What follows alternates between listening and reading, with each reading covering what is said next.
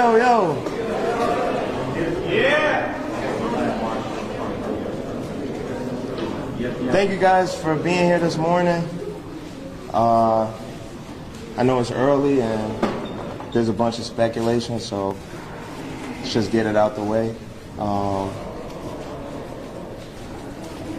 Obviously love this city, and I love it enough to call it out on its shortcomings, and that's in places like education, equity for some of the most disenfranchised communities in the city, our transient communities, and obviously our policing and our department with its troubled, sketchy past. I'm vocal about those things, and I've been long-standing saying that Chicago needs new leadership. It needs a new mayor, and so I'm proud to announce that I will not be running for mayor. And I noticed that when I started talking about this, that it obviously caused a firestorm in the tweets. All the candidates started sweating because Chicago politics is about people knowing what's possible.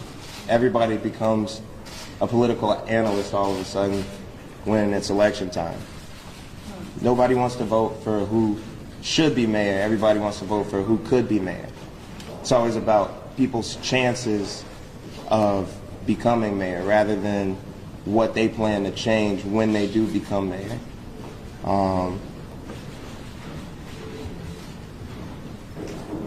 It was a lot of different candidates that expressed their worries about me not endorsing them because they had a higher percentage chance of winning, or they felt like they were higher in the polls or had more recognition with their name.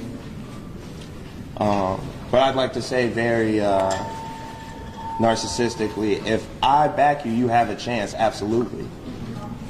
And I want to work with somebody that's about change, somebody that's about our community, somebody that's about equity, somebody that's about fairness. And the one person in my research of this wide open race that views align with me would obviously be candidate Amara Enyia.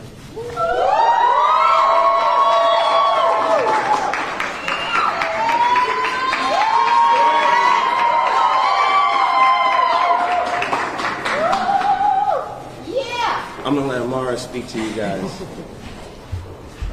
Good morning. Good morning. Good morning. Good morning. Thank you to all of you for being here, and thank you to Chance for your support. Chance and I, as evidenced by his work and my work in the city of Chicago, have a shared vision for this city. Today's announcement is just the beginning. This is not your typical flash of the pen endorsement. Today represents a commitment. The commitment that Chance and I and the hundreds of people that we have organized with, advocated with, and worked alongside. Today is the beginning of Chicago's next level. We've been in the trenches on the city's behalf, whether it was the organizing work that I did 8 years ago when Chicago schools were being closed, when CPS schools were being shut down, whether it was the budget town halls that I conducted year after year in communities around the city to help voters and residents understand how their tax dollars are being used, whether it was standing with the mental health movement, advocating for expanding mental health services in the city, and Chance has evidenced this with his donation of $1 million to mental health resources in Chicago, whether it was advocating for TIF reform, or pushing for innovative ideas like a public bank for Chicago, whether it was calling out corruption at every level in this city, whether it was standing with the powerful organizers with No Cop Academy. Whether it was standing on Black Friday in 2015 and again on October 5th, 2018, calling for justice for Laquan McDonald. We have been consistent and we have been committed. There's no question about our past, but the question at hand is about Chicago's future. We are at an historic moment where we as a city get to decide the path that we take. We believe that this is our chance to break away, no pun intended, from the status quo. This is our chance to set forth a vision that gives hope to the youth, that gives stability to our adults, and that gives safety and security for our seniors. A vision that, much like those gathered here today, cuts across race, ethnicity, age, socioeconomic background, and geography in the city of Chicago. Our campaign is about what we can achieve collectively. And to do that, we are embarking on a massive voter education and voter registration effort. This will be in partnership with many wonderful organizations already doing this work on the ground. We know that Chicago can only be a great city if more than 30% of eligible voters are registered and participating in our elections. Our campaign has the energy, it has the excitement, and it has the commitment to engage, inspire, and galvanize Chicagoans. Therefore, today begins a new chapter. We ask Chicagoans of all walks of life to join Chance and I over the coming weeks and the coming months as we work on your behalf to create the Chicago that we all deserve.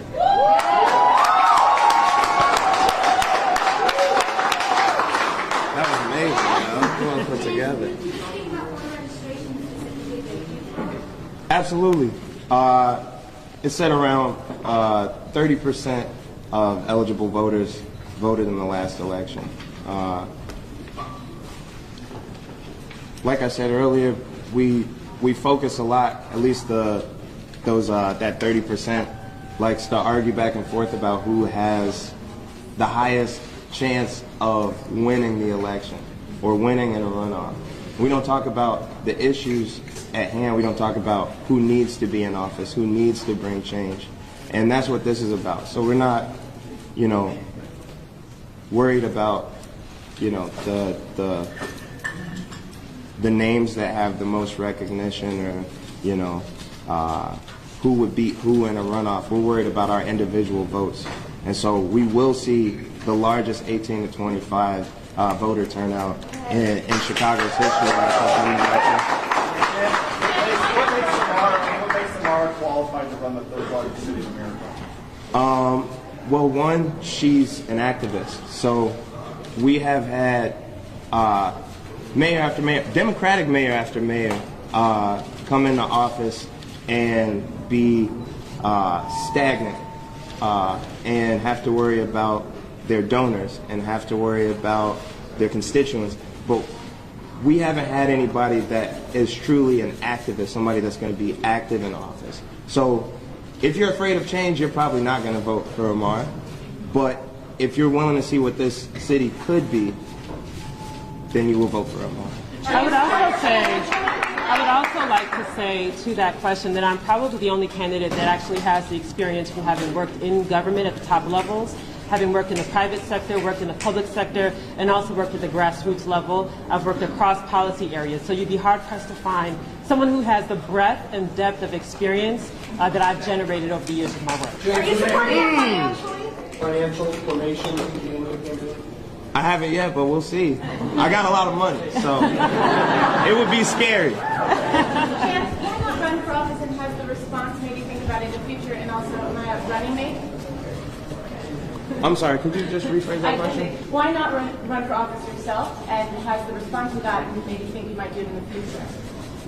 Yeah, no, I probably won't ever be running for mayor of this city, but I believe that me and Amara share a vision on what Chicago could be. We believe in supporting the people that are at the bottom economically, people that just have been written off. And she has, like she said, the experience in policy work and being a teacher and being an advocate for people without a voice. And I want to put my voice where she is. Why not Tony Preckwinkle? Your dad is for Tony Preckwinkle. Why not Tony Preckwinkle? Are you asking me why I didn't side with my dad? And why not Tony Preckwinkle specifically too? Well, like I said first, I think that Amara is the most qualified candidate. As far as my dad goes, that's my family, and at the end of the day, I'm always going to love my dad. I'm going to always rock with my dad, but that has nothing to do with what I see as the future of Chicago. Narcissistically, that if I back her, she has a chance. What makes you think so? Absolutely. I'm the voice right now, and there's a whole lot of people in this room. I think that we focus a lot, like I keep saying, on who has a chance of winning. No way that this person could beat this person. I got to vote where my vote's going to count. But I want people to find their individuality in this election and vote where their heart is. And so, narcissistically, I'm going to say my individual vote is one vote, and my voice is this whole room. So I want to be behind the person I believe can make a change. And we also want to make very fines. You still owe some money. Apparently, you owe some money in loans. Yeah, so that was, gratefully, that was actually resolved. We have an excellent attorney that's been working on our behalf. That was something from years ago. So we've moved on and we're focused on the future. Also, we want to make sure that this campaign is not just about Chicago. This is actually national in scope. The influence that Chance brings to this is because this is part of a broader movement for people who are clamoring for a different kind of city. So again, we've said this is just the beginning. This is just the first step. There's a lot more to come. Yeah, you can follow Taylor Swift's lead and ask people to go to vote.org and sign up and get registered. For the past few years, I've been through the nonprofit that I work with, Social Works. We've been doing voter registrations both locally and nationally, and so the answer is yes. We will be getting way more voters. Some folks, your opponents are already pointing out that you work for Mayor Daley. They see that perhaps as a negative, not a positive. What do you say to that? I was very intentional about working in city government because I think the way that you understand how systems need to be changed is you have to understand them intimately. So I was very intentional about making sure that I got comprehensive governmental experience working in that administration so that I can come out and have the voice and the understanding of what needs to be changed in city government. So that's part of a broad array of experience that I've had. In 2015, you endorsed Bob Fioretti. Why did you endorse Bob Fioretti in the 2015 mayoral election? He's not necessarily progressive. He doesn't seem to share Chance's vision for the city. He's on the right wing of the Democratic Party. Well, so at the time, the alderman had actually had progressive votes in city council, had a progressive track record of standing with the teachers union in city council, had spoken up on certain key issues that I had advocated for. And it was important for me to make sure that if I were not going to be in the running for mayor in 2015, that there was a platform that was open and that most closely mimicked the platform that I had spent months talking about. That was the reason for that endorsement. Obviously things happened after that, but that was the reason at the time. Yes, ma'am. My name is Mark Bramble from the south side of Chicago, and I just wanted to know, if you were mayor, what do you plan on doing about the food that's across the southeast side of Chicago? Good question. That's an excellent question. So I, in my work, have worked alongside many organizations in the city of Chicago to address the food desert issue, not just from bringing grocery stores, but really getting involved in urban agriculture. I see that as a potential economic boon as well for the city. We know what's happening on the south side, for example, in South Shore, without having a grocery store there for years. This is something that community organizations have been working on for years, and I would be a champion on those issues because I've done it in the past. I've done it also on the west side of Chicago, and would definitely continue to do it as mayor. Mark, Can you talk again a little bit about Preckwinkle? Why not? The state board of elections, have they been paid? We have until November 19th. As I said, that issue, we have an excellent attorney that's already worked that out with the state. So we have until November 19th, but it's going to be resolved long before then. So we don't see that as an issue. It's definitely not an impediment. We're moving on, and we have a great team that's working with us. Why should you have confidence that you can run the city when you couldn't file campaign paperwork? What's your question? I wanted to ask, why not Tony Preckwinkle? Just to run it back, similar question to earlier. I believe that Amara Enyia is the correct candidate. I've had candidates that I supposedly had a good relationship with hit me up and let me know that they are the most likely person to win this seat and that I'm throwing away an endorsement. And I just want to continue to push the point that there is no monolith in votes. We are all individuals, and we will all individually say who we believe can run this city correctly, who can run City Hall correctly. And this is who I believe is the correct person. I think that you are looking at the future mayor of Chicago and City Hall.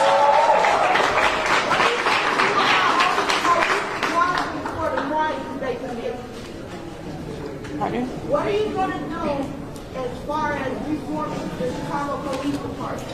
So I have been involved in police accountability issues for several years now, and the hallmarks of those issues have always been calling for transparency, calling for another layer of accountability, which is why the consent decree is important, and calling for a cultural change that needs to happen within the police department.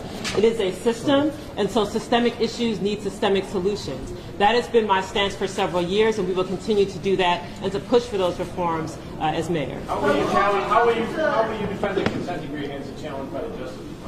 Well, we've been very clear. We've issued a couple of statements already on the President and the Attorney General's stance on the consent decree. We have pushed that it is absolutely necessary. These issues are not new. We've been contending with issues of police misconduct and brutality for decades in the city of Chicago, and we have to have a layer of accountability that is not relying upon a system that has demonstrated that there needs to be additional oversight. And so we made that statement very clear when the President made his statement, and we will continue to make that statement clear after. So you would be willing to elect a civilian police accountability council? As I said, I have walked alongside and marched with all of the individuals that were involved with CPAC. There have been ongoing community processes that have taken place for years. Again, this is not new to me. This is a part of my organizing background, and so you will see where I stand.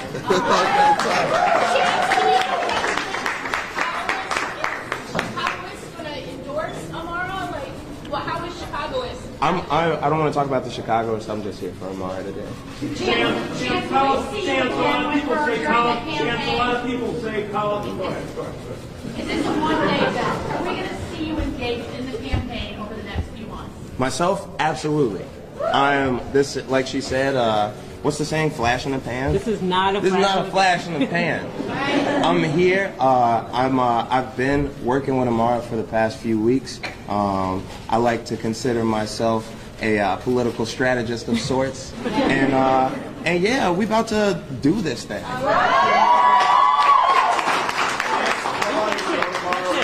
That's all we got for questions today. Thank you guys so much.